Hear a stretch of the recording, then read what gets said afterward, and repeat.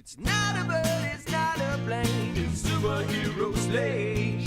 It's a weekly podcast where we talk about everything that's great. Like movies, TV, superheroes. It's Superhero Slate. Oh, yeah. Hello, everyone, and welcome to Superhero Slate, the show where we run down the latest superhero entertainment news. We love TV, movies, and superheroes, so let's talk it all out. My name is Chris. And my name is Mike. Yes, and this week we're diving into Netflix's Geeked Week with tons of video game and anime announcements, and that's pretty much it. Yes, hopefully you like video games or anime, and or your video games Venn diagram in the middle. Yeah, your video games becoming anime, your anime becoming video games. We don't know. We'll see. So we got that at the top of the show. Spider-Man is getting a bigger MCU presence overall. We're going to talk about some of those rumors. Deadpool and Wolverine finally come home. We'll give you guys some announcements on when you can catch up with your favorite R-rated team in the comfort of your own home and more. And by more, I mean, we're going to talk Agatha at the end of the show, but I didn't put it up here because I didn't know if Mike had watched it yet. So we're going to be talking Agatha first two episodes. Yes, I got the Madonna song pure, fresh in my head because since we just had a baby, my wife hadn't had a chance to see Deadpool and Wolverine, and we have grandma in town this weekend helping us out. So we went out and we watched Deadpool and Wolverine. And it was kind of like a challenge because I had to ask my wife. I was like, okay, well, what do you remember about, the other Deadpool movies? What do you remember about, X-Men stuff? Because, I wanted to prime her before we went and watched the movie. Should have done that. I just let her go and be like, what do you think? But I don't want to spoil, but I don't want to spoil anything. I don't want to be like, oh, do you remember, Johnny Storm from the Fantastic Four? Because, the act of bringing it up, keys her into oh, are they in the movie? So I left it to just two pretty simple things of at the end of Deadpool 2, he had his cable time traveling thingamajig. So that's important to remember because if you're somebody going in fresh, you're going to be like, why is this character how can they just go wherever they want to go within timelines? That's kind of crazy if you don't know that. Mm-hmm. And then since she brought up the fact, well, isn't Wolverine dead? So I was like, well, I'm not going to go into the fact that there's a bunch of multiversal Wolverines, they'll get to that point. Yeah. So I just laid out. I just be like, they'll explain died. Yeah, I was like, Wolverine died in Logan, and she did remember that he was buried in the ground. It's like, all right, that's all you need to know. You're primed, you're ready to go. Everything else should be pretty smooth. Yeah, they do take a big, I guess I'm gonna say courtesy, but a lot of that movie does bring you up to speed, right, on a lot of that stuff. Here's the important parts. Do you remember anything about Deadpool 1 or 2? No? All right, well, too bad, or not too bad, but here's all the new stuff you need to know to kind of get into. I just said Loki. If I was you, I would have been like, do you remember Loki? Well, I knew I didn't need to bring that up because we had actively watched that show together, finished season 2 somewhat recently. So I knew she was primed on the TVA. So yeah, we were pretty good to go. The only thing I had seen the movie, but I couldn't even remember. I was just like, he's trying to get back together with his girlfriend, or he's not. That part is not as important, but just remember there was a woman in his life, and I think he's trying to impress her in this movie. It doesn't matter, but I think that's part of it. Miranda Baccarin has less and less time the more Deadpool movies she's in. If that gives you any inclination. For that, but we're going to talk more about Deadpool. We actually got that in here. I'm going to go and crack open our drink for the show. I've got a new Arizona spiked beverages. We are not sponsored by them unless they somehow put an ad in front of us, and I would be surprised. Unless they want to, they can. Absolutely, we'll take anybody at this point. But a snack update. That was people loved our snack updates so much that the AI We've been playing around with AI, people, and Mike, I want to share the story about how we've been toying with Google's Notebook LM, how it creates a 2-person talk show based on our show notes. And Mike had a great idea. He was like, "Hey, feed it our transcription of our actual audio," and it created a 7-minute quote unquote podcast where 3 minutes of it was about snacks. And I'm like, boy, they really nailed us. They know exactly who they're imitating here because we love talking about snacks, and it's that season, right? That's the best part of the fall is all the new flavors and stuff like that. And I've got these Arizona premium spiked juice beverages. I was able to get my raspberry Uncrustables. Yes, call me a child. I'll take it. I'm a real adult over here on this microphone. We literally were leaving Kroger and we ran into my wife's coworker, and literally we had a block of Gouda cheese, a box of liquor, a bag of Uncrustables, and I forget what else we got on the way out. There was something else on the way out we bought. I was like, we are only getting the essentials at Kroger today, folks. Do not judge us. We already did our grocery shopping, so. Yeah, the more your conversation goes on, the more you start slowly pushing the cart behind you. No one needs to see what's in this right here. No, the worst part, we didn't have a cart. We were holding it in our hands. There was no hiding this at all. We only had 4 items. But it was fun. It was fun to do that. So and then Superfan Jim told me he got his hands on the Welch's Grape Ghost this week, Mike. Which we have not yet, or at least I haven't. You might have at this point. I don't think you have. But no, not yet. It's hard out there, but that's the thrill of the hunt. Yeah. Because once you finally find it, it's exciting. Yeah. It's ghosting us, if you will, pun intended. But anyway, snack update for those who are interested in snacks and maybe want to talk about some bits of news. We can jump right into Netflix's Geeked Week, because that went on this week. I actually didn't know Geeked Week was going on until I saw the news, and this is pretty much all it was. Now, there are a lot more things coming out of Geeked Week that don't really affect the topics of the show as much. I know it's not Ready Player One. Squid Games had an announcement and some other stuff. I'd not watched Squid Games. I understand the show, but like it's not there. But we're gonna talk about the stuff that's kind of adjacent to the things we watch and talk about. And I tried to put the fun things at the front and the more interesting items at the bottom of the list, Mike. Okay. So we're going to jump into one of the shows that took us by storm last year was One Piece, Netflix's live action adaptation of the anime/manga One Piece. And the one thing we got out of this, they are filming season 2 right now. And the one thing we did get out of this is our first look at the live action, I'm going to use this loosely, live action Tony Chopper, the medic that the team will pick up starting with season 2. And he's notorious because he's not a person. He is more of a reindeer with a fuzzy hat and antlers. And we were like, how are they going to do this character? How will they pull this off? Well, we've got confirmation it's going to be full CGI character, Mike. And we get a little bit of his quote-unquote table read. They said he was too short to get up to the table, but he's here for the table read. And looks fine, right? It's his back to the camera, so you don't really get to see the face, but you do get to see he is a full CG character. Chris and I mean, Chris might know more because he likes to go on the internet and Google things. I don't know anything about this character except that there's shape-shifting components involved, so it seems like there won't always be maybe a CG element to it fully. The antlers, do those cross over? Am I remembering that right? So if they take the form of a human, it's like a human with antlers? Yeah. He essentially, if he does transform or buff up or whatever it is, he is... They do maintain. He's got the big hats on. I honestly thought this... What was that Netflix show where the kid has antlers?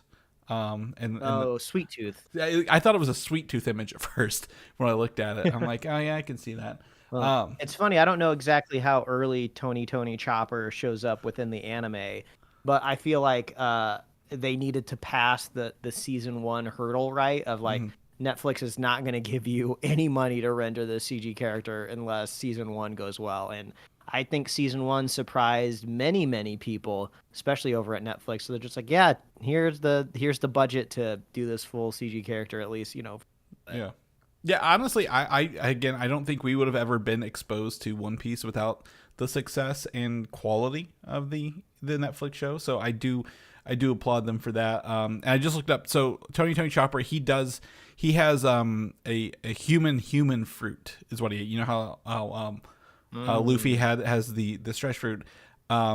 He's the human fruit, which lets him transform into a full-size reindeer or a reindeer-human hybrid. But he is the doctor for the team here, so he will be probably the one who he heals them up as they get into bigger conflicts, kind of along the way. Yeah. I mean, there was another bit of news for One Piece that I wasn't expecting. Our guy on the show who always gets cast in everything and never comes to fruition, Mr. Joe Manganiello, was cast as like I said, I don't know the show. I don't know if this headline reads Mr. Zero or Mr. O, but somebody along those lines is who he's playing. So I mean, Joe Manganiello, he's a big pull. I mean, he's a guy. I mean, supposedly he could have been bigger if his Deathstroke movie appearance ever would have actually happened in the past. Yeah. Well, but Joe Manganiello, he's a name. He's a get. Yeah, he is definitely a big name. He's in Spider-Man, right? He was the original Flash Thompson in the original Spider-Man trilogy. He's a big Dungeons and Dragons nerd, doing all that stuff. Some people may remember him more for what was the erotic dancer movies? Magic Mike. Magic Mike. Yeah, there we go. I was like the one with Gambit because I was trying to bring it back in here and I lost it. So absolutely, like, yeah, I'm very, very, very excited for this. There's a bigger cast in here. Even David Dastmalchian was announced as a cast member. So they're adding some people in here. I'm looking forward to doing this, watching the show, but I'm also trying not to read into what the show's going to bring. Right, I want to be surprised because there are thousands of episodes and chapters of the manga and anime, and I don't want to know. I had a good time going in completely blind, Mike, and I would love to keep going in blind, I guess blinder and blinder, if you will. But the announcement here did spur me to watch, as I told Mike last night, the live action Dragon Ball adaptation, Dragon Ball Evolution from 2009. And I will tell you, as someone who's an apologist, who's like, oh, they made an attempt, a 5 out of 10, they were trying. Madam Web looks good compared to Dragon Ball Evolution, Mike, and that is saying something because we gave that movie a tumbling, earlier this year, and probably again when Kraven comes out in December. But like Dragon Ball Evolution was a kick in the teeth for any Dragon Ball fan. As someone who interacts with the property on a weekly basis, it was like, maybe my memory's bad, and it's really, not that bad. No, it's awful. It's absolutely awful. So I'm glad live action adaptations of anime are quality these days, right? That's what we're looking for here. So yeah. But anyway, that image, all these, we have a bunch of links for this Netflix stuff. All these links are in our show notes, by the way. If you want to get in there in your podcatcher of choice, as Mike would say, or wherever, go to our website, superslate.com. Check out the show notes. They're all here. Moving along, Mike, I'm not a foot person, but I could only find photos of feet for this next topic. And that is for Avatar: The Last Airbender Season 2. The production is underway as well, and they're teasing Toph, the Earthbender, who some people say was one of the best characters additions to the original anime or animated show. For book 2, she is... for those who may not know, and I know this because I've only watched it recently, she is a blind character, but is able to be one of the best Earthbenders in the world, if you will. So Mike, I know like a Daredevil style senses in a way. Yeah. So the first one we have a CGI hat for one piece, and then just a picture of feet for this one. Does it? I know we're not big fans of the first season, even myself being kind of out of it, was like, meh. And I know you're even less of a fan, but like probably better than the maligned Avatar movie. But does this make you, knowing that they've taken that feedback and they're going into season 2, introducing this character, does that make you more excited or not? Because I know she's a good character.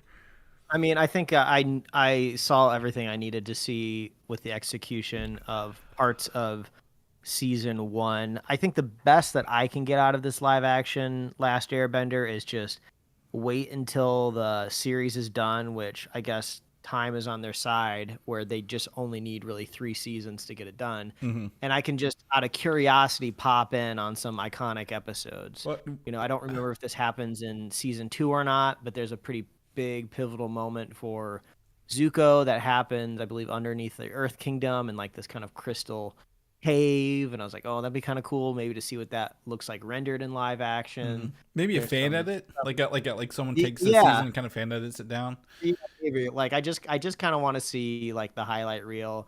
It's just not for me. It's somebody who's just so adores the animated series. Like they just didn't do enough for me to justify the existence of this. So I mean, I'm glad people can get excited for Toph's cool character, but I think the existence is justified. It's good. They need to redeem themselves, but obviously they didn't do it. But I just want to take this as an opportunity, Mike, to take your energy here. Is like, does this live action version affect your love for the original show? No. Like no, you still love the original show. Like that's what I'm trying to say. Like, just because someone makes a bad adaptation later doesn't affect your love and your ability to rewatch the original, right? Like, that's the beauty of this stuff. It's very, very spaced out. They're not going to go back and re-edit the animated show to match the live action kind of thing. So I think that's something people like. Yeah, you don't like the new one? Fine, go watch the old one. That's still there, and you can hold it in your hands. Be like, look at this. But they are committed. At least Netflix is committed to going ahead and seeing all 3 seasons through. I think we talked about that. That's even though may not love it, may not like it, that's at least a good commitment rather than them, hey, we're pulling the rug out 1 season in and that's all you ever get kind of deal. So glad they're going through with that. Hopefully they give us some. I know they had like I think some footage tied to this, but it wasn't anything like a full body reveal of Toph along the way. The third thing I know you would be excited for, this is or at least interested in, that touches the things you enjoy. So Arcane season 2, they will debut and it will be released in a 3-arc event, if you will, across November 9th, 15th, and 23rd. And a lot of footage leaked online a few months ago. I think maybe you saw that there was like a I don't know if it was a Netflix hack or something. Somebody leaked most of the footage of the season 2 online. But I know you really enjoyed the first season. Mike, are you looking forward to the return with the second season? Yeah, the first season was phenomenal. I don't know if I love or hate that the second season is the last season, but at least that means knew that ahead of time. They're going to tell us a full, complete story. My time is even more valuable than it was when the first season came out, so I guess I got to appreciate that. Mm-hmm. Yeah, this show is just beautiful. It's great. They're putting it all out there on the floor. It's interesting that Netflix is slowly starting to realize, our listeners our subscribers like to binge, but also we keep dropping stuff, and then if it just doesn't happen to catch on the weekend it drops, it's like we never even spent millions of dollars to make it. Yeah. So they keep finding ways to stretch out the release of stuff. My wife has been kind of hate watching Emily in Paris. And that most recent season was kind of split into 2 parts. So now they kind of 2 media cycles on that show. So it looks like they're going to get 3 media cycles out of Arcane. Yeah. Sadly, it's only 1 month subscribing, though. They didn't think that through. But and I think ending it's fine because, again, for me, Arcane is a League of Legends prequel. Right, this is before the characters show up in the League of Legends game. So for them to have an ending point here and then know where the game kicks off, I think that's awesome. What I did not know when this released at the time, in 2021, is obviously one of the characters is voiced by Haley Steinfeld. I didn't know that. Hawkeye, Transformers, obviously a singer, but the other one is Ella Purnell, who we just recently saw in Fallout. Mike, the 2 main characters. I did not know Ella Purnell was the voice actress for that. So. I don't know if that says, how Fallout brought her to the front of everyone else's eyes. People may have known she was great beforehand, but I was like, oh, that's really fun to go back and take a look at that. So, I think that's fun. So obviously, you're excited for that. That's some good Thanksgiving content for you right there, Mike. Right over the Thanksgiving period, as well before we get into the holiday season proper. Now for things that we hate and aren't happy with. Rebel Moon, despite 4 movies, technically 2 twice, they have announced a video game tie-in called Bloodline. And I've got a trailer here, the announcement trailer in our show notes, and it plays top-down, kind of like Diablo, but you have like maybe 4 different characters. I can't tell if it's like you level up, you have skill trees. It's not really tells, but it's very... If I was honest, it's just kind of a generic top-down, kind of shooter action game. So I couldn't say, oh, this is what makes it Rebel Moon from the trailer. But it is a Netflix games exclusive, meaning it'll probably only be on mobile, right? I think Netflix games are only on phones and coming out in 2025. Does this give you any interest at all as a Netflix subscriber? Chris, you know my answer. Absolutely not. And I think the only reason this even exists is because the tailwind of development on games is so long. So this probably started before they got any sort of like critical feedback on the Rebel Moon franchise, and they're like, well, now we got this game that like we just got to put out because it's done. So there won't be any more Rebel Moon video games. There's not gonna be any sequels. Don't put any of your money or time into this. It's pointless. Yeah, I think again, since it's free, that's a plus, right? If you have Netflix, you get to play it. To me, I mean, and I don't mean to be so cynical here. It looks like somebody just skinned another game that was built. They're like, hey, we made this game, you know, does anyone want to buy it and add their property, their IP over it? And that's kind of what it feels like, right? Like, I don't feel like Rebel Moon in here, you know? Yeah, could be possible. That's definitely something that happens out there. Yeah. So, you know, there's obviously the archetypes from the movie. There's the lady with swords for hands. There's a gunner. A couple other characters I don't remember. But, yeah, if anyone's going to play this when it comes out next year, good Lord, that's hard to think about. Let us know, because I don't subscribe to Netflix. I would love to just get someone's take. Like, is it a good game just with a bad IP attached to it, right? Like that's what I would be interested in. So, yeah, keep us posted. Speaking of games that had a bad rap and then have come back around and gained fan and critical acclaim, Cyberpunk is Netflix has announced a new project between Netflix Animation and the Cyberpunk world, and for people who may not know, Netflix originally did an animated show called Edge Runners several years ago on that was set in the Cyberpunk world. So people are thinking this is a sequel to Edge Runners. They don't know. It's just a teaser right now on the video I linked here. Cyberpunk, I enjoyed the world. I think it's interesting. I did not have a good time playing the game when it came out. I probably need to revisit it with the fixes and the DLC. But obviously, I think that kind of Cyberpunk world is prime for animation adaptation, Mike. Yeah, I actually watched Edge Runners just because it started to get enough word of mouth kind of within my social media bubble, and I was like, oh, okay, this is actually something that people are enjoying and seems to be cutting through the noise. And I watched it and I loved it. It was great. It's very gritty. I love the world. It's just kind of like dark and despair and just kind of techno punk all over the place. I played the game like a little bit. I think I had like a trial with PlayStation Premium or something, and I was able to dive into it for a little bit. It's a lot of systems, a lot of going on. It was a little overwhelming for me. But I would be down to just passively watch more of it. The first season, or I guess the only season of Edge Runners, kind of ended on a bit of a cliffhanger. So if they want to continue exploring the world with new characters, that would be great. But I'd love to see maybe a few of the characters that they developed in that other show kind of maybe pop back up. That'd be really, really cool.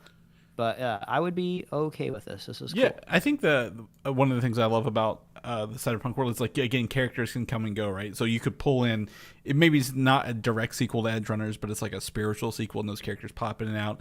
Things you've seen in the world. Again, Idris Elba was a main character in the spinoff.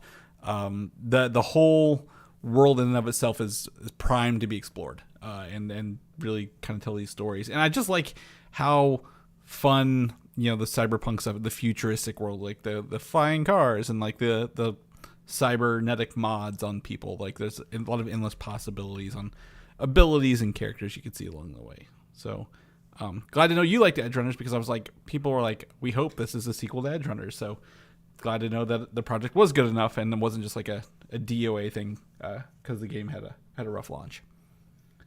Magic the Gathering game I've played briefly. Mike, I'm familiar with the mechanics of Magic the Gathering, the card game. Are you familiar at all, or is this outside your purview? Okay. Familiar. Perfect. That's perfectly fine. The first teaser, an image of the project that was once thought dead at Netflix, has been shown again. So announced in 2019 with the Russo brothers attached, there's a Magic the Gathering, I'm pretty sure, animated series being worked on at Netflix. Kind of quietly along the way, you know, people attached to it were like, no, it's dead, it's canceled, it's not happening. The Russo brothers were moved off and someone else took over, and that person has now been announced. Gone at the Geeked event, they didn't give us any story details for this, but they've announced it'll be taken by Terry Matalas, who was finished Star Trek Picard, and we both recently talked about him as taking over as the person on Vision as well. Now people are like, oh, will this affect Vision? It's an animated show. It's probably been in production for a while, Mike. I probably not going to affect his show running capabilities on Vision. But I'd be interested to watch something set in the Magic the Gathering world if I don't have to buy the cards along the way.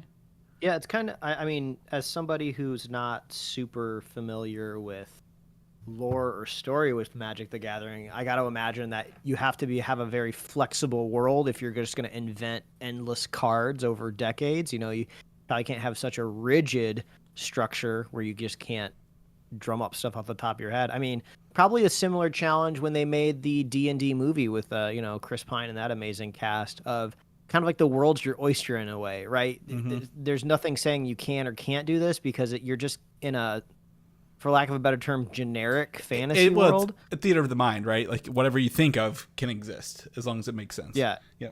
Yeah, exactly. So I'm sure it's kind of one of those things where if you're a big Magic fan, there's probably going to be tons of like Easter eggs all over the place of just like, oh, that random object in the background of that bar, that's a card, or something like that. Or, oh, that character is, a random card. Everything's a card. Yeah, you can everything in the world is a card. You can reference the games, and the idea is, I think in Magic the Gathering, there's these powerful people called planeswalkers. Like the planes are like the different, I guess, areas you draw magic from. This is me kind of winging it here, so anyone who's familiar with Magic the Gathering lore, do let me know.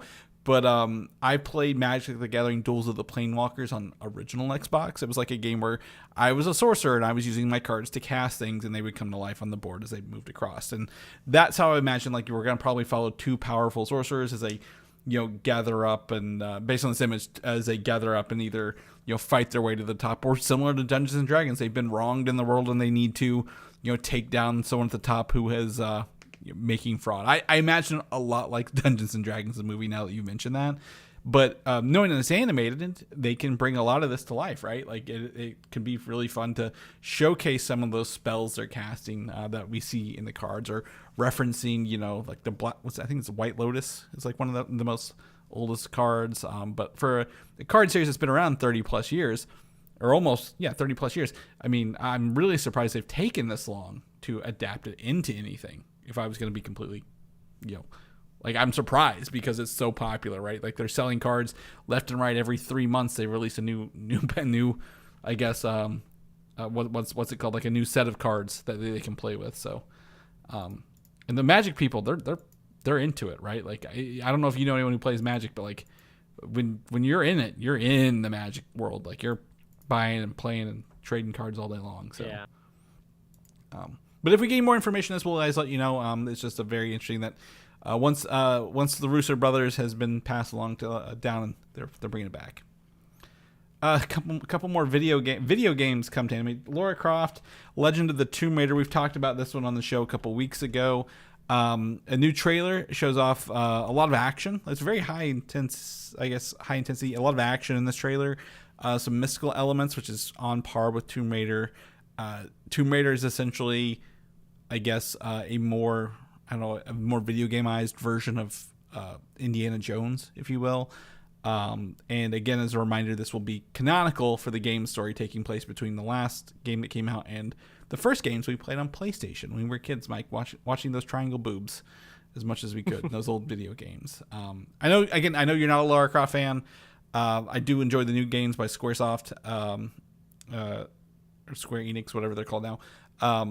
Does this bring you in? I know you're probably skimming through it. Like, is this more for you, or you're like, on the edge if there's time? Netflix must have data. They must have something going on here that shows them keep turning stuff into anime, and we are either going to grow subscribers or retain subscribers, because they've been kind of pulling this trick for a long time now. I feel like Netflix is just littered with a bunch of anime adaptations, and I would have thought it was a trick that didn't work, right? Because I really wasn't watching any of them. Mm-hmm. Yeah, even though I just said I watched the Cyberpunk one and I liked it, and I watched Arcane and I liked that as well.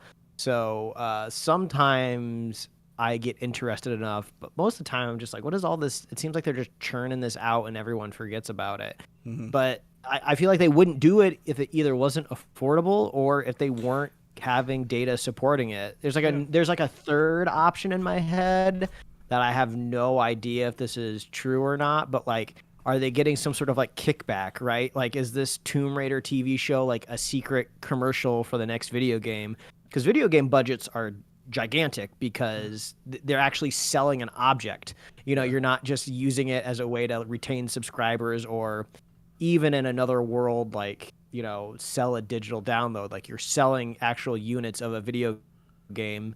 So maybe there's a part of the budget when that gets drafted for like other media, and maybe this Tomb Raider show is like Netflix is just like, all right, well, if you're gonna like kind of foot like part of the budget for this anime just on your video game budget, so you can get people hyped for the next Lara Croft game, like, yeah, this aligns with our sensibilities. I don't know if that's actually what's happening, but there's no game. I'll tell you, so I looked up. There's no game in works for Tomb Raider right now. So it might be like maybe a bridge. Hey, it's cheaper to make an anime than to make a video game right now. So let's use this as a bridge as we figure out what our next Tomb Raider journey is, whether it's a reboot or not. I think to me, I'm going to go off an anecdote that we'll bring up in Deadpool Wolverine about your wife, being able to finally see Deadpool and Wolverine and not spoiling herself for all these months, despite the fact we live in this all the time. We are not in the algorithm for Tomb Raider, right, or anime on Netflix. So they're probably popping off, and we're just like, we don't know, like we don't see it. So obviously it's not, but that's not the case, right? Like there's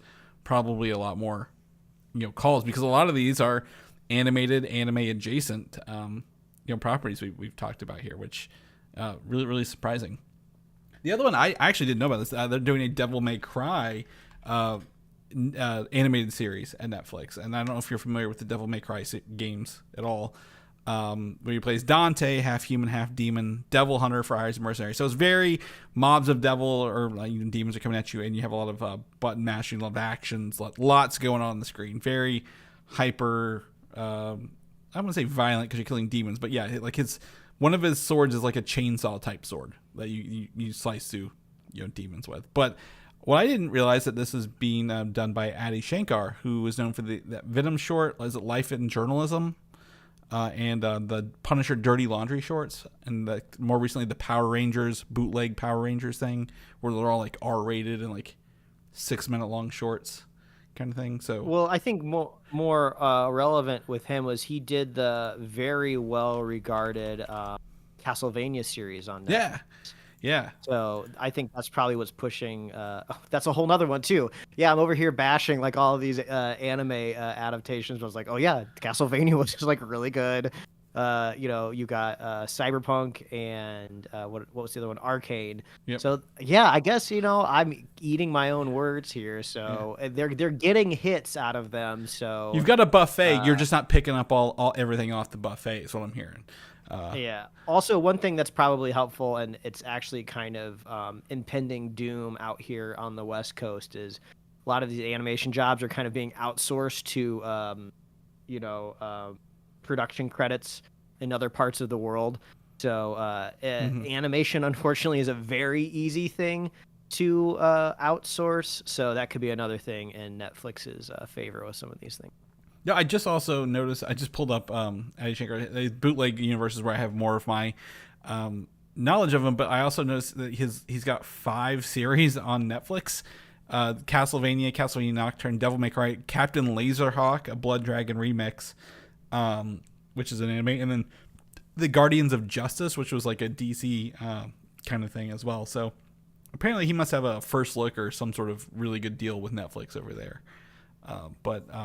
Devil May Cry, I like the action. It's obviously I'm familiar with the games as a kid. I haven't played any of the newer ones, but they're bringing back some of these properties from the late 90s, early 2000s to do this. And one of those is actually the next one, which is Splinter Cell Deathwatch. We got a little teaser for this, debut, the first look. Splinter Cell, everyone's gonna know it's the 3 green eyes, Mike, right? The 2 green eyes and the one in the middle. But I was listening to this, I'm like, man, that sounds really familiar. But Lou Schreiber, who played Wolverine or Sabretooth in Wolverine Origins, will be Sam Fisher in this. So I'm excited to see more of this as it comes to fruition, as they kind of announce it and tease it in production. But I forgot Splinter Cell was even a game series. It was so popular for a while there. Yeah, there's a YouTube content creator that I really like called Nakey Jakey. And he does kind of little video essays, mostly about video games. And he did one recently about just the concept and execution of stealth video games, and you kind of went through the history and what makes a good stealth game and a bad stealth game. So talked a lot about Metal Gear, which was kind of my childhood of stealth video games, and then it seemed like Splinter Cell was the other side of the coin, kind of growing up back in that PlayStation 1, 2 generation. So I'm sure people have a lot of affinity for Splinter Cell. I just wasn't playing it. I'm sure it was great, but it does make me want to go back and revisit these kind of other stealth genres that I never got to play. I guess the Hitman games have just been popping off like crazy over the years, and I've just been totally oblivious to them.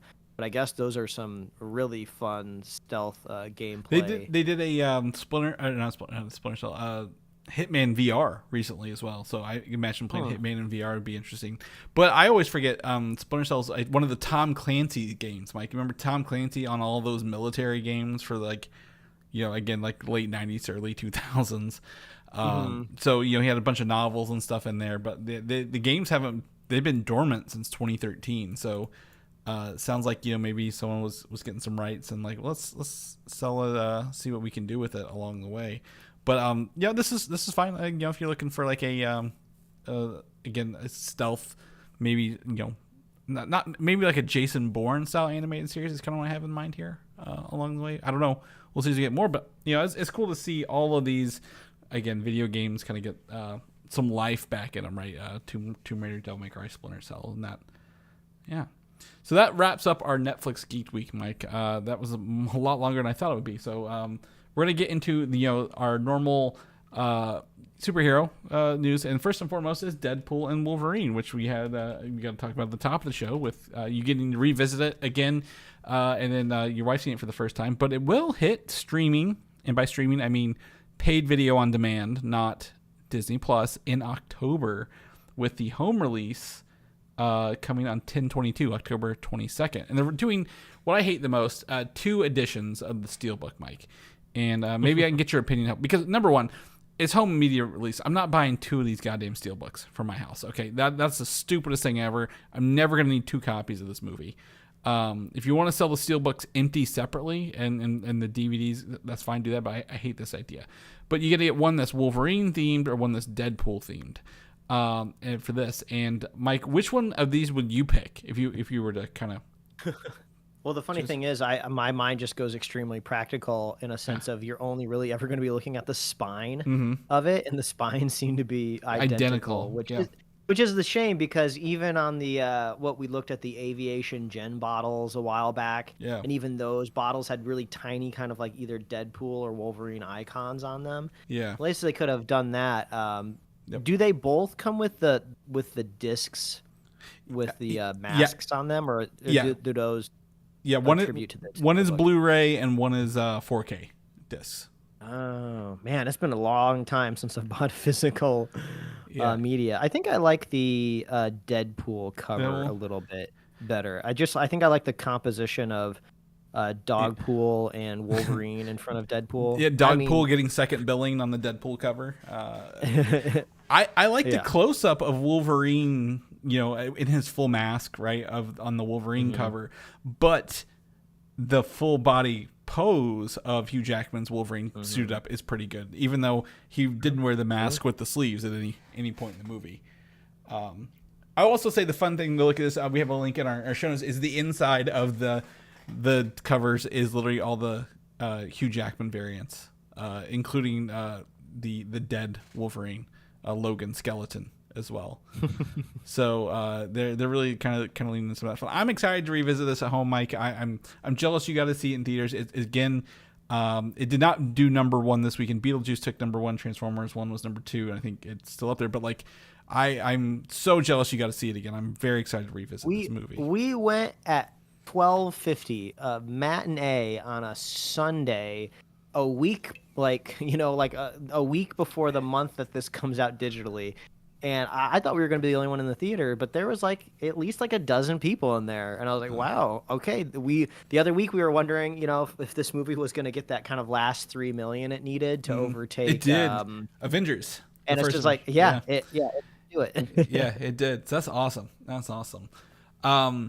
So if anyone else wants to throw any input on which DVD or home release steelbook I buy, take a look at our notes, tag us, let me know. I'm very, very interested in what you guys' opinions are. But this is great. I'm excited to get to see it in, and I will not do the paid video. I'll wait for the I guess the digital code that comes with this or the streaming on Disney Plus. But we are in the home stretch, Mike. We're gonna have a good holiday season. Can you imagine all your family Christmas Eve gathering on the TV to watch Deadpool and Wolverine one last time? Yeah. I got to imagine before the end of the year this hits Disney Plus. Right. Yeah. You're gonna get those last those. Well, I mean, when did Disney Plus launch? October of 2019. It was I think it was in a November. Okay, yeah. So if they're gonna do it, those times like me, my yearly subscription expires, and they're like, "Oh, well, guess next month we get Deadpool and Wolverine. You're gonna need to re-up." Yep. So I think it's gonna be that one along the way. Moving on, Spider-Man. We've been talking Spider-Man quite a bit lately. The rumor is, and this is all in flux, simply because we don't know the details. We don't have a movie lawyer on hand, and Sony and Marvel are very, close, tight-knit conversations. But the rumor is Sony and Marvel have agreed to do 3 solo films for Spider-Man and 3 crossover films, same as the last deal, pretty much, right? And that Spider-Man / Tom Holland will have a bigger role in Avengers Doomsday than he did in Infinity War and Endgame.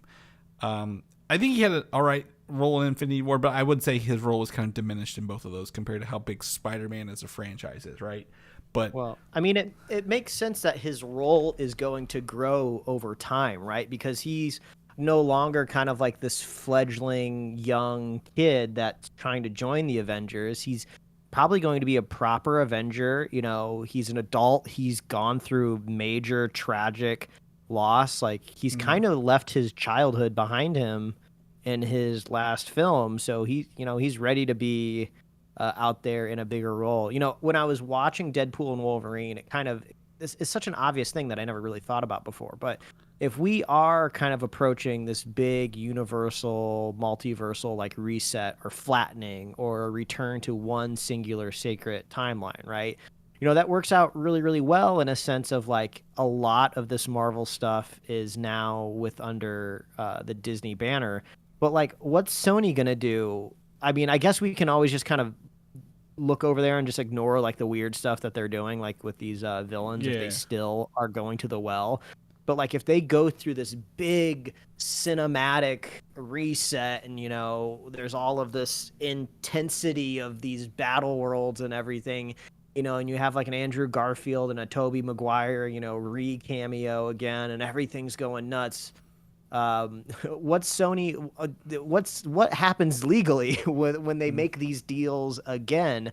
Because like, it's going to feel so weird to go through all of this work to reset and reboot everything, and then Sony's over here still like, hey, we're finally going to make that Aunt May movie, guys. I disagree. We did the first 10 years of Marvel without any Fox stuff, and they had Universal and Spider-Man. I don't think anyone will think twice. I talked to someone on Tuesday who she watched Madam Web with her dad, and she was like, what the hell happened with this movie? And I was like, I can't tell you. Like it's just bad and it's not a good time. But I think the audiences are smart enough to figure out, when they see that Sony stuff, they're like, this is different. This isn't the real Marvel stuff. And Marvel will we might even see those disclaimers, MCU proper, right? When people see the newer Marvel logos, I think they'll be fine. But I don't know. Maybe Sony will just be like, we like money. Maybe we just let Marvel handle everything from now on, and we just take the cut, right? Like, we'll take our money at the end of the day. Because if you look at, the last 3 Spider-Man movies were huge, right? Even that last one, $1 billion, 2021, like, right? Still COVID theaters, and it still took in over $1 billion. Could you imagine what that movie would have done, like, if it was this year? Like, right? Like, after, Deadpool and Wolverine, then you had to come in and watch Spider-Man No Way Home, like, that movie would probably make $2 billion, right? So I think the audiences will be fine with that. But I'm interested to see, and I just thought, knowing that Robert Downey Jr. is coming back as Victor Von Doom, and he looks the same. Will Peter, being the only person, will he be like, oh my God, Mr. Stark kind of thing? Is he going to have an affinity for that character along the way? I will go absolutely crazy if it is never brought up that Doctor Doom looks exactly like Tony Stark. I know we have lots of statements out there in the world, right? To me, it just seems insane to rehire Robert Downey Jr. back into this universe and not work into the story that he looks exactly like this iconic hero that saved, half of the universe, right, by sacrificing himself. And some people are like, no, it's not a Tony Stark variant. This is a Victor Von Doom. But it's just like you can't. They will.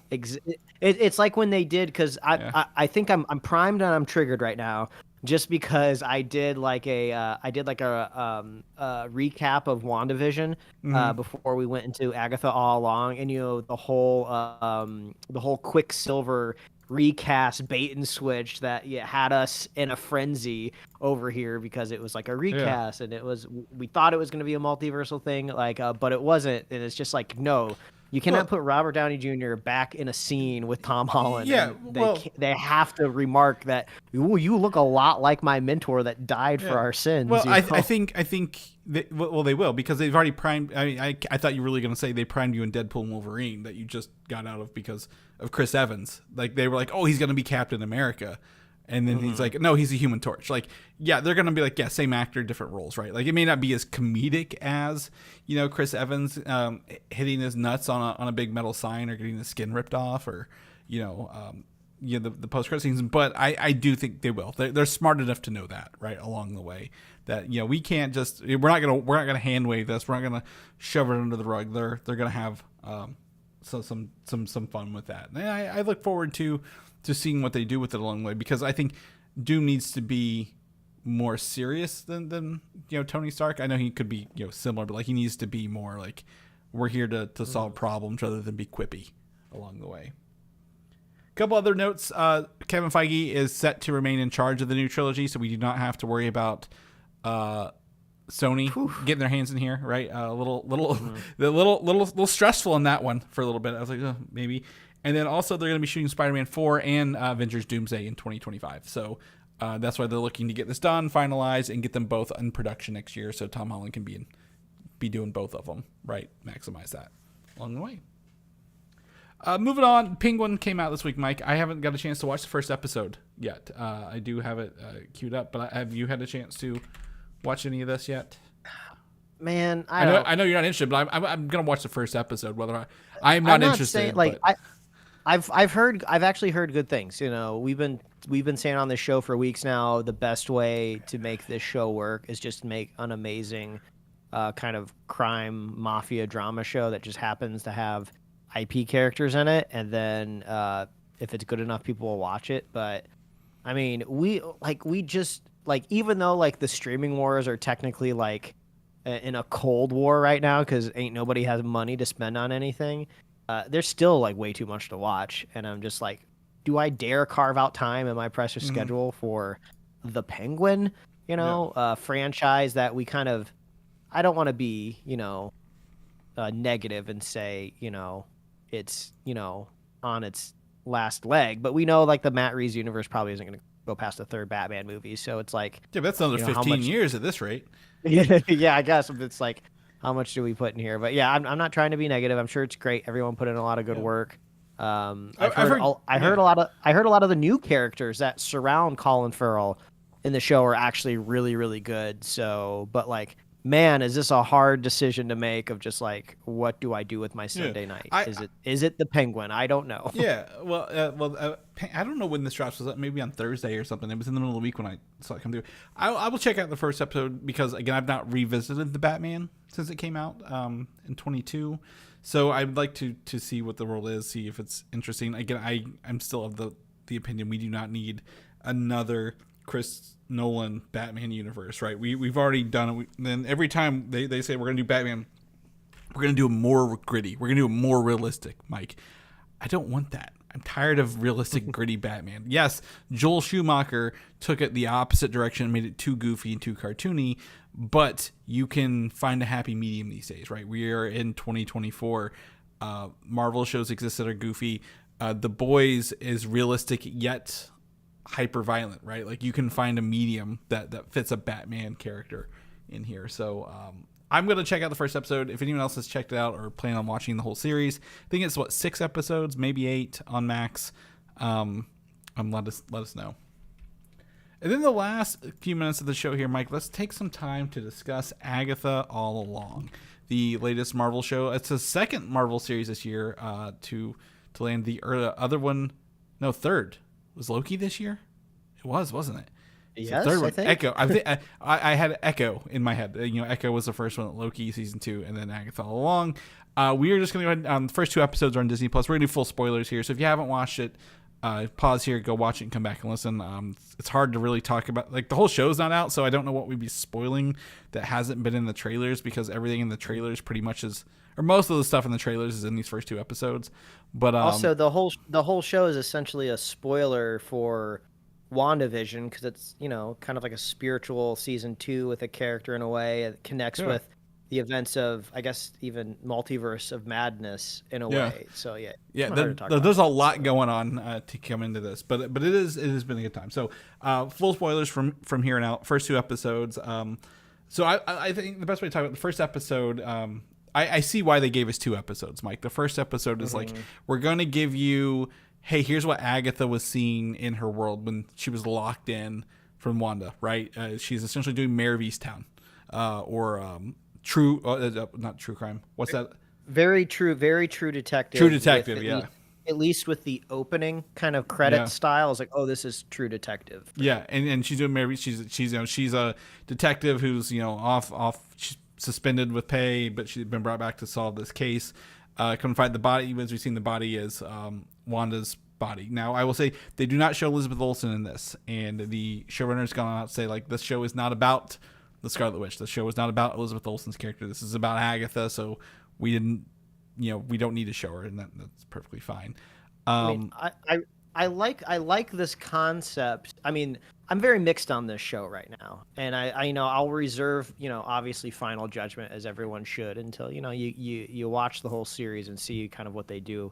But I do like this impetus of like, oh, this is a great time to rejoin the character, because Agatha, the one who not Agatha, Wanda, the one who trapped her there, she is supposedly dead, or at least her power has been reduced to near nothingness. This universe's version is dead. The multiversal, she could be alive. Yeah.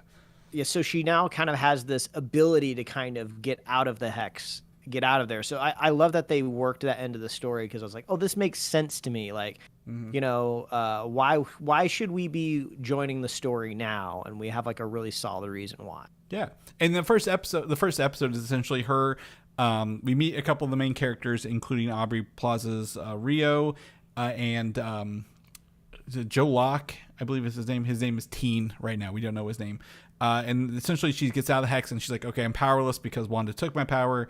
And then episode 2 is, okay, to get power back, we have to go to the end of the Witch's Road, where you're granted a gift of whatever you want. And obviously she has to build a coven to get there, and we get to meet the ancillary characters who will join her down this road. I will say one thing, I'm disappointed this show's not yet as scary as I was hoping it would be for spooky season.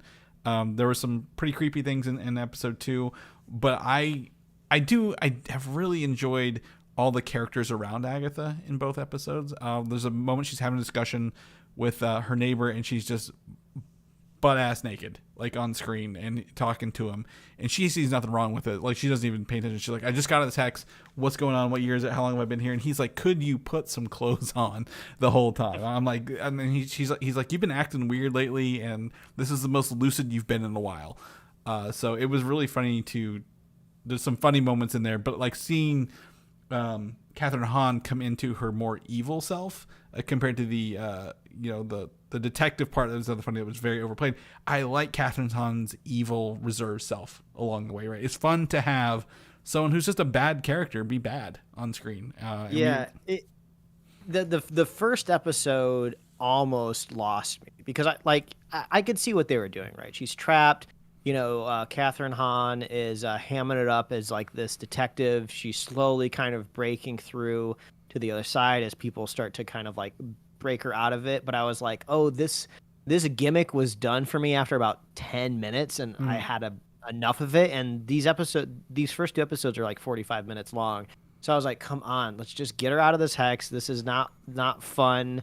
I see you did the cop parody. Okay, let's get it over with. So that was a little hard for me to watch. And there's a lot of world building that has to get done in mainly the second episode. Like, they have to set up a lot of rules for witches and how they operate.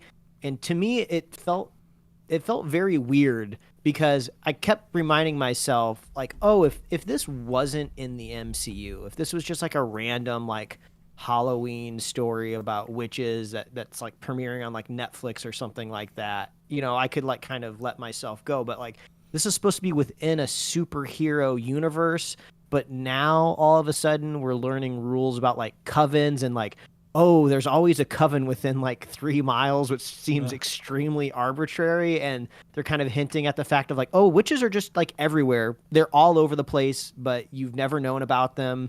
They've been here the whole time through the entirety of like history. It's just very odd that there's this big reveal of this whole other side of the supernatural.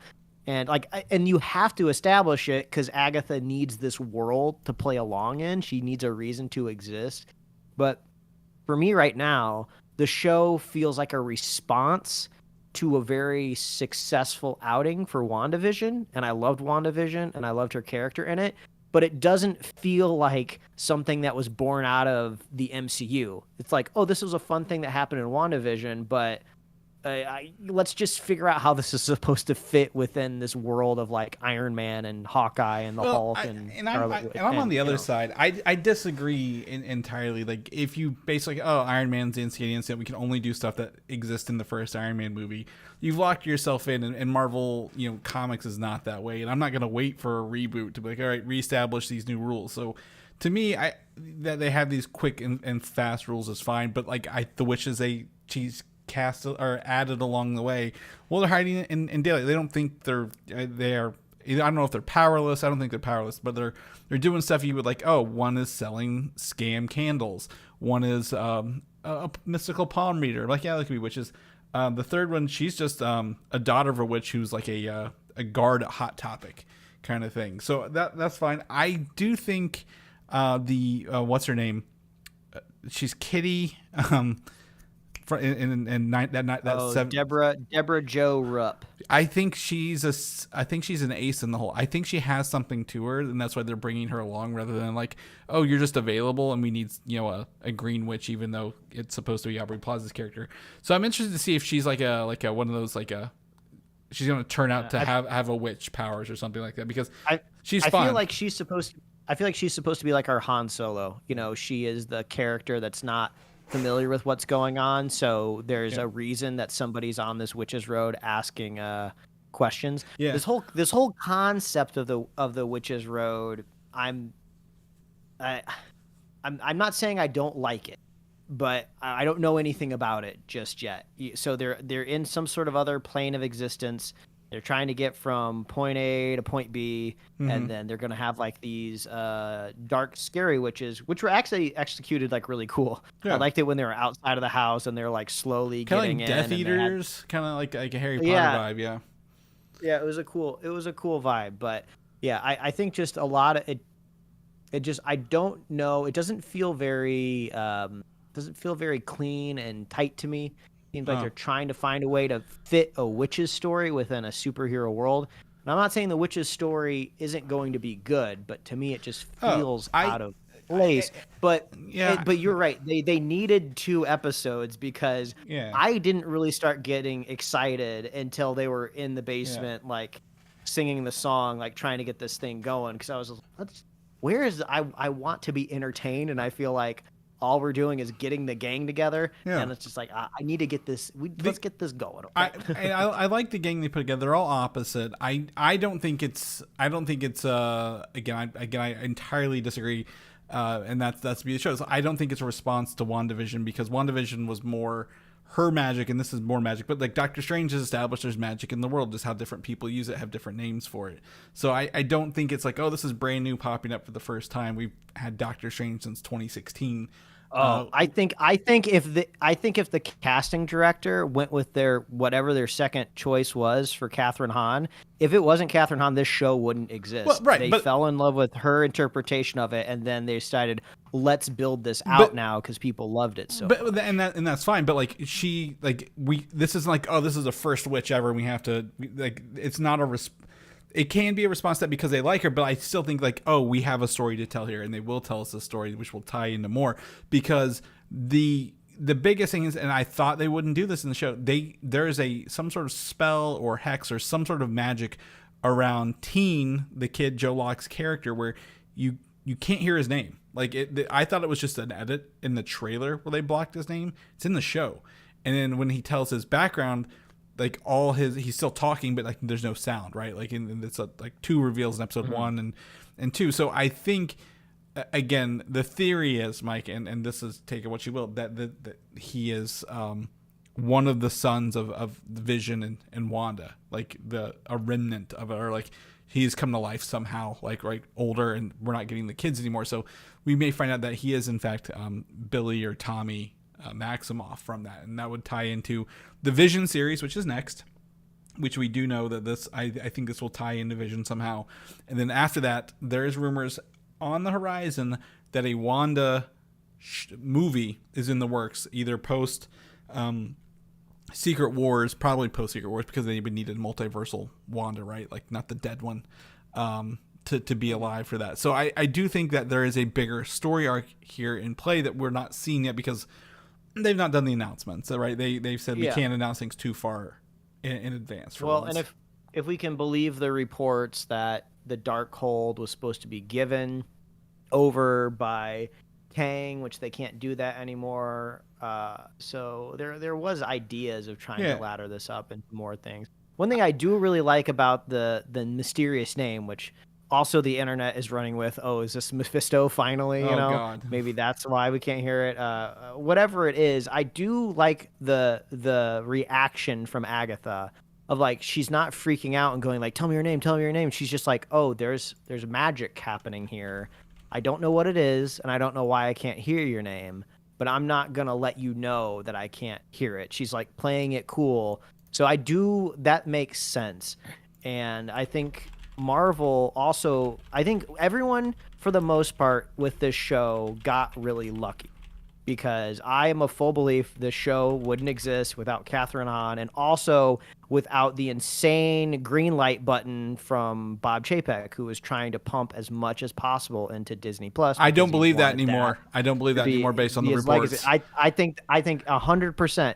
You know, if this show would have been pushed out further along in the schedule, I think this could have be on that theoretical chopping block that we keep talking about with things like maybe like Armor Wars or something like that. I think Ironheart But I think we're lucky in the fact of like, this is basically the same creative team that was working on WandaVision, and that show was great. So I think we should all count ourselves lucky that this oddball of a show exists with a good creative team. So I'm hopeful for the rest of the show for sure. But I think we should all count ourselves lucky that things are going as well as it is, you know, for the show. As we said, it's the only show that feels like it's got a voice, like it's unique, right? It's got a point, it's got a style, it knows what it's doing. It's not falling under like, you know, Falcon and Winter Soldier was trying to be, you know, Civil War 2, right? And I think, to me, you know, you say, oh, it's lucky because, you know, Wanda. Well, the whole MCU is lucky because Tony Stark or Robert Downey Jr. was able to pull off Iron Man. So they're all, again, reactionary. They are a company. Like what got talks, what got subscribers. WandaVision did, Loki did, some of the other stuff that first, you know, didn't. But I think, you know, you have someone in charge who knows what they're doing. They know the voice. They know the thing. They're not trying to fix this in post. It is what it is. But I think it's going to bubble up to more magic things in the MCU, more unexplainable things that aren't like, oh, he wears an iron suit or he took a super soldier serum, because the MCU has to grow. Marvel has to add these other characters, or else we're going to be getting the same things over and over again. Like, as much as I'm excited for Captain America Brave New World, it feels like a loop, right? It feels like we're back at Captain America Winter Soldier again, when I'm like, well, we could be getting newer, better things, but because we're stuck in a Captain America Super Soldier Hulk loop, we have to come back to that at the end of the day. So I'm excited. I will say my wife, who obviously doesn't listen to this, doesn't keep up with us as much as we do. She's having a ball with this show. She's like, I love it. I love the music. She's like, I love the sassiness, the snarkiness of the kids and the characters. So they're all playing off each other really well, and I'm excited to see what the road journeys tell, because it feels like every there are 4 more episodes, right? Or there's it's 8, and there's a double on week of Halloween, by the way. I was gonna put that in here. That it's gonna be like each episode's gonna be like a square on the board game of the Witch's Road. So like what next week is gonna be like, oh, what horror trope, witch trope are we gonna tackle next week? But I know one of them is also where they revisit the WandaVision, the 70s set. So I'm excited to see what that looks like. It feels like, again, the costume designers have done a great job. It really feels different and visually appealing for the shows at the end of the day. I'm curious if